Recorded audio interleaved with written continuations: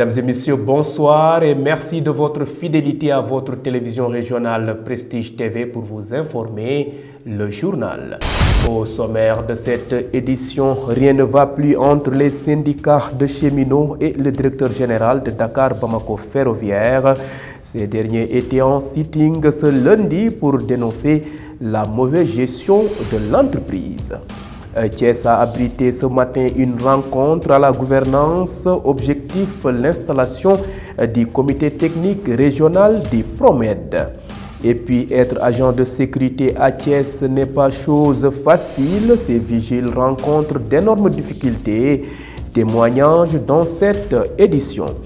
Les échos sur l'international et la page sportive mettront à terme à ce rendez-vous d'information.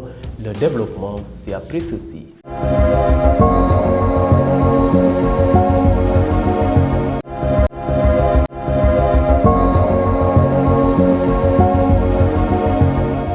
Mesdames et messieurs, bonsoir et merci de votre fidélité à votre télévision régionale. Démarrons ce rendez-vous d'information par la situation épidémiologique du jour. Le ministère de la Santé et de l'Action sociale a fait le point sur la situation journalière de l'évolution de la COVID-19 au Sénégal ce mardi 12 avril 2022. Sur 557 tests réalisés, aucun cas n'a été déclaré positif. 5 patients hospitalisés ont été contrôlés négatifs et déclarés guéris. Aucun cas grave n'est pris en charge dans les services de réanimation des hôpitaux. Aucun décès n'a été enregistré le lundi 11 avril 2022. L'état de santé des autres patients reste stable. Je vous le disais en titre, l'opérationnalisation du PROMOGED, le projet Sénégal décès solide, était au menu d'un comité régional de développement tenu ce matin à la gouvernance de Thiès en présence des autorités et services impliqués dans la mise en œuvre du projet. Le PROMOGED couvre 4 pôles, Grand Dakar, centre qui couvre Thiès, Mbour et Tivaouane, nord comprenant Saint-Louis et Matam et le sud couvrant Ziguinchor, Sédhiou et Kolda. Le PROMOGED vise l'amélioration de la gestion des décès solides dans les communes câblées ainsi qu'au renforcement de la gouvernance du secteur en général dans le pays. Je vous propose d'écouter Ibrahima Diagne, le directeur du projet, à l'issue de l'installation du comité technique régional. Il est au micro de Fatou Kinesei et Doudou Djei. Aujourd'hui, nous sommes ici à Thiès pour l'installation du comité technique régional de Thiès. Donc, parce que dans le schéma institutionnel et organisationnel du PROMOGED, il est retenu quand même de mettre des instances à chaque échelle de gouvernance. Donc des instances à l'échelle nationale, des instances à l'échelle régionale et des instances à l'échelle communale. Donc aujourd'hui, c'est la mise en place du comité technique régional de Thiès qui est installé par le gouverneur de la région de Thiès et dont on a tenu la première réunion d'installation qui a permis de définir, de mettre en place les groupes de travail, mais aussi de définir. Donc on est déjà dans la mise en œuvre parce que comme vous le savez, un projet aussi important qui est un projet essentiellement d'infrastructure, il y a une phase de préparation. Donc phase de préparation qui consiste à d'abord planifier les infrastructures, identifier les sites, sécuriser les sites, faire les études techniques environnementales et sociales. Donc nous sommes dans ce processus et ce comité technique régional va nous aider parce que ça a permis aujourd'hui de sensibiliser toutes les parties prenantes et surtout solliciter les maires à la mise à disposition de sites. Parce qu'aujourd'hui au niveau de Thiès, nous allons construire 76 infrastructures. Donc ça veut dire 66 sites dont on a besoin, donc ce qui fait que c'est ça qui est le préalable pour la construction. Il faut saluer que dans le cadre du PROMOGED, la région de Thiès bénéficie de plus de 30 milliards de financement, donc dont 27 milliards pour les infrastructures, 1,3 milliard pour le mécanisme de financement basé sur les résultats qui va promouvoir la performance et à peu près 1,2 milliard pour le programme prioritaire qui va financer des actions. Donc comme vous le savez, donc, en matière de gestion des déchets, on a une approche filière, chaîne de valeur, donc, qui part du ménage jusqu'au traitement final. Restons sur cette rencontre. Le maire de la commune de Morolan, Yves Lamine Ciss, dont sa localité est engagée dans les opérations de salubrité, souhaite avec ce projet renforcer la propriété de sa commune assortie d'un environnement verdoyant. Il est au micro de Fatou Kinesei et Doudou Dieye.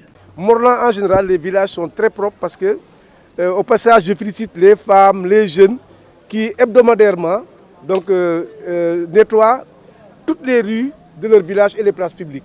Malheureusement, les déchets, quand les villages sont nettoyés, les gens ils jettent les déchets derrière les maisons. C'est ça maintenant, et ça crée des dépôts sauvages. C'est ça qu'il faut arrêter pour que vraiment Morolan soit une ville propre. Et nous pensons qu'avec le Promojet, cela va venir renforcer ce que nous sommes en train de faire. Et comme j'ai dit tout à l'heure lors de la rencontre, nous avons instruit à la commission environnement de Morolan deux choses. Morolan, ville propre, avec bien sûr l'IGOM, mais Morolan aussi, ville verte. Ça, je pense que si on atteint cela d'ici 5 ans, nous aurons vraiment atteint, nous aurons fait un grand pas. Et nous pensons, en tout cas, nous avons beaucoup d'espoir à ce programme Promojet qui va venir certainement renforcer en tout cas les acquis au niveau de Morolan. Et pourquoi pas, certainement il y a des initiatives aussi au niveau d'autres communes. Et cela va nous aider, nous maires, en tout cas à enfin, parce que ça c'était un point faible quand même des compétences transférées.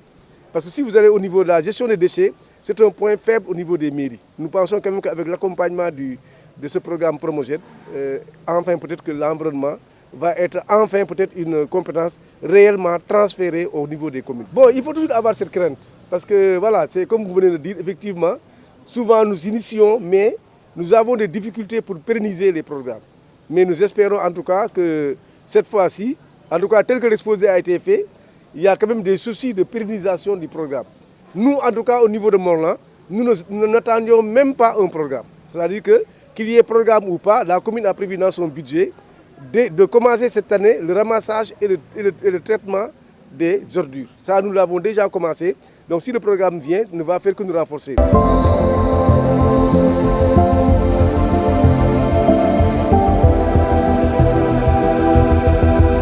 Société, dans cette édition, être agent de sécurité à Thiès n'est pas chose facile. Le cri de cœur de cet agent de sécurité qui dénonce les multiples tracasseries vécues en violation des droits du travail sans l'intervention de l'inspection du travail. Ali Diop invite les services compétents à plus de vigilance. Il est au micro de Aline Diara et Moussa Mbaye. Man dama am injustice bu dal sama kaw ndax biñ may arrêté dañ ma né carrément yow amo droit. Les agents de sécurité sont très fatigués sur le terrain. L'inspection du travail ne fait pas son travail. Moi-même, je suis victime d'une très grande injustice. On ouvre des agences de sécurité n'importe où, n'importe comment, et des agréments sont distribués partout. Lorsqu'on arrêtait mon travail, ils m'ont signifié que tu n'as aucun droit. Alors là, j'ai répliqué pour leur dire que je suis un citoyen sénégalais et que je connais mes droits. Je suis un Sénégalais. Avant de me licencier, il faut obéir à des conditions de licenciement. J'ai saisi automatiquement l'inspection du travail qui leur a signifié que vous n'êtes pas en règle, car le code du travail est très clair. C'est en ce moment que je suis rentré dans mes droits. Ils m'ont payé tous mes droits. On ne peut pas avoir de paix dans notre pays. J'ai toujours décrié ces genres de pratiques des agences de sécurité. J'ai porté le combat un peu partout dans le Sénégal. Nous ne pouvons pas avoir la paix dans notre propre pays, ce qui est regrettable. Depuis ñun bi ñu nekk ay nit ba léegi ñun ci suñu réew sax mënuñ see am jàmm. Je vous le disais en titre, le torchon brûle entre les syndicats de cheminots et le directeur général de Dakar Bamako Ferroviaire, Kibili Touré. Ils ont tenu un point de presse ce lundi pour dénoncer la mauvaise gestion et les problèmes que traverse l'entreprise. Je vous propose d'écouter Babacar Gueye, le porte-parole du jour. Il est au micro de Mambiram Sissé Gueye et Doudou Dieye. Nous nous sommes réunis aujourd'hui pour demander deux choses au président de la République. Premièrement, à l'audit de Dakar Bamako Ferroviaire qui s'est fait sous une gestion nébuleuse, frauduleuse et scandaleuse. Comment peut-on expliquer à l'heure où nous sommes que des retraités sans rendement soient payés à plus d'1 million de nos francs CFA avec le contribuable sénégalais? Depuis que Kibili Touré est là, il ne fait que diviser les travailleurs et prendre à contre-pied la politique ferroviaire de l'État du Sénégal. Nous voulons deuxièmement que l'État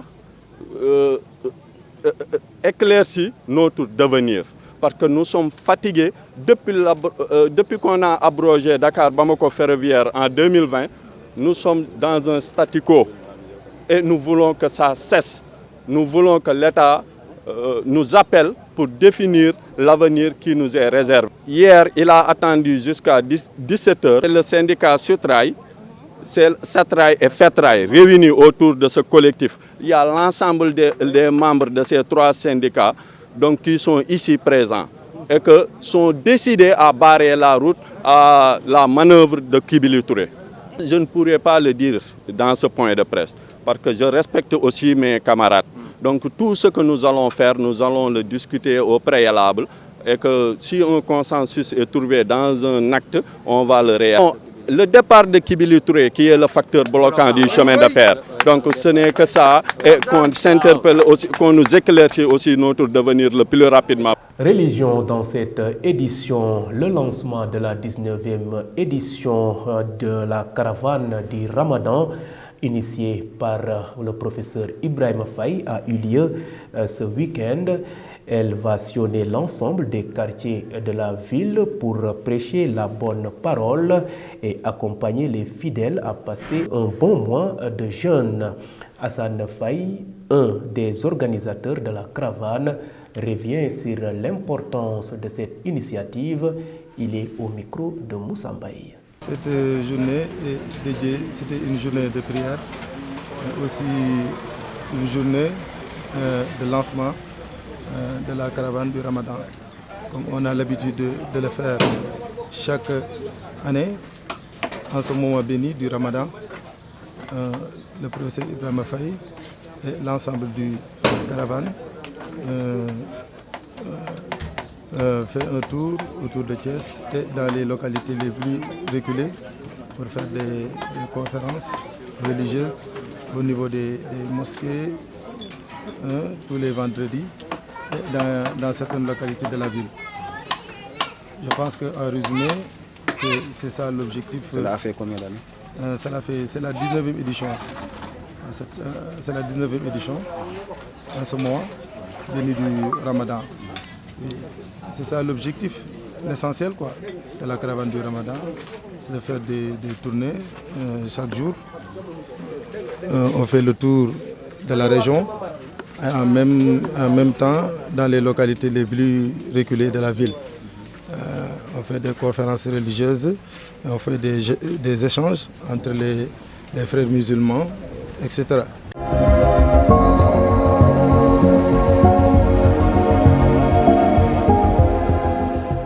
À présent, ce qui fait l'essentiel de l'actualité nationale de ce mardi 12 avril, les douanes ont mené plusieurs opérations de démantèlement des réseaux de faussaires dans les villes de Louga, Thiès et Dakar, nous dit Adji Aramsek.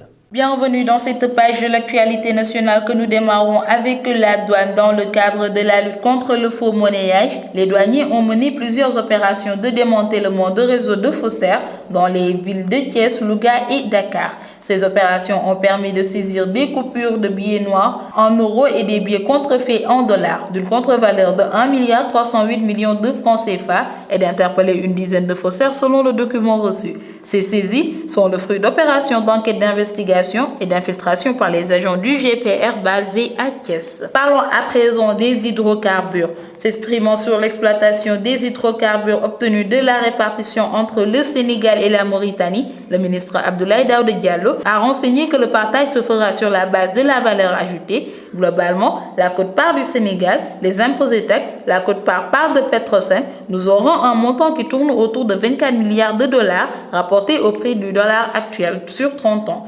Ce sont 14 000 milliards de francs CFA que nous escomptons dans l'exploitation de ces gisements. Terminons cette page de l'actualité nationale avec la requête de Zelensky à Macky Sall et à l'Union africaine.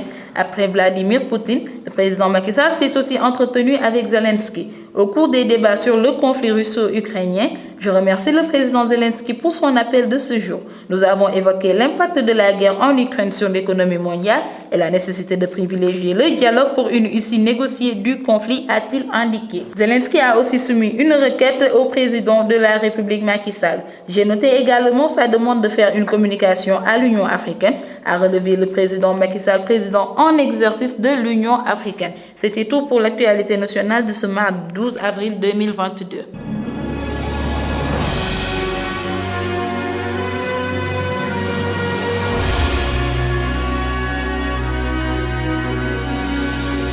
Et sur l'international, nouvelle attaque terroriste meurtrière dans le nord-ouest du pays.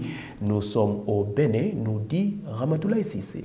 Démarrons l'actualité internationale par la Cour de cassation de la République démocratique du Congo qui a annulé lundi l'arrêt de la Cour d'appel ayant condamné à 13 ans de prison pour détournement de fonds publics Vital Kamerhe, l'ancien directeur de cabinet du président Félix Tshisekedi, et renvoyé le dossier devant de nouveaux juges. La Cour a estimé que le juge d'appel avait violé le droit de la défense de M. Kamerhe. Le Bénin a été frappé ce lundi une nouvelle fois par une attaque terroriste meurtrière dans le nord-ouest du pays. Le bilan est lourd. 5 soldats des forces de défense nationale ont décédé. Un soldat a été grièvement blessé. Ils ont attaqué à l'engin explosif improvisé, une attaque doublée d'une embuscade selon nos informations. Terminons l'actualité internationale par la présidentielle 2022. Nicolas Sarkozy et Lionel Jospin voteront Macron au second tour. Emmanuel Macron a salué le soutien de Nicolas Sarkozy qui a annoncé soutenir l'actuel président de la République pour le second tour de l'élection présidentielle. L'ancien Premier ministre Lionel Jospin va aussi voter Macron pour le 24 avril. Mesdames et messieurs, c'en est tout pour l'actualité internationale.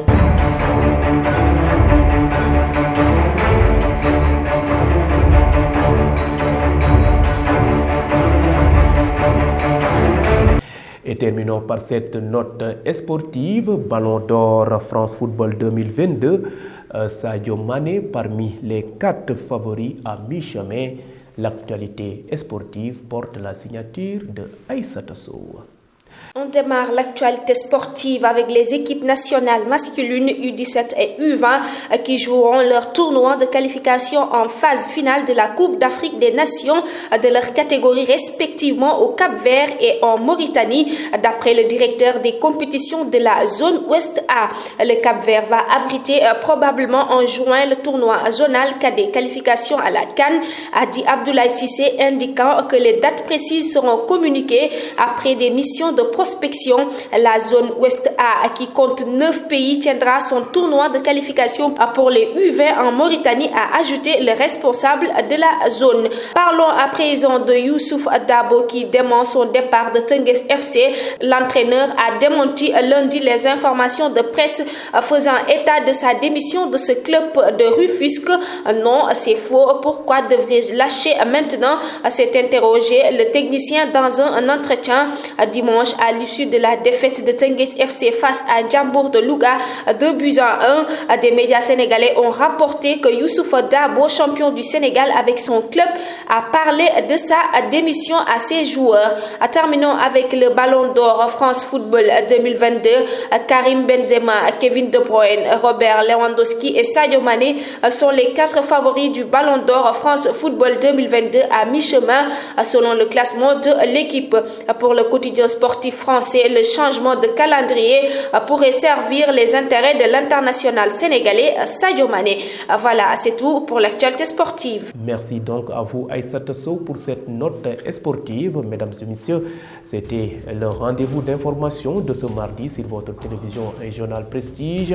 Vous étiez très nombreux à nous suivre à l'étranger via le réseau IPTV. D'autres optent pour nos différentes plateformes, à savoir le site d'information www.prestige.com, la page YouTube de Prestige et la page Facebook Live. En tout cas, votre fidélité fait notre fierté. Merci et bonne fin de soirée.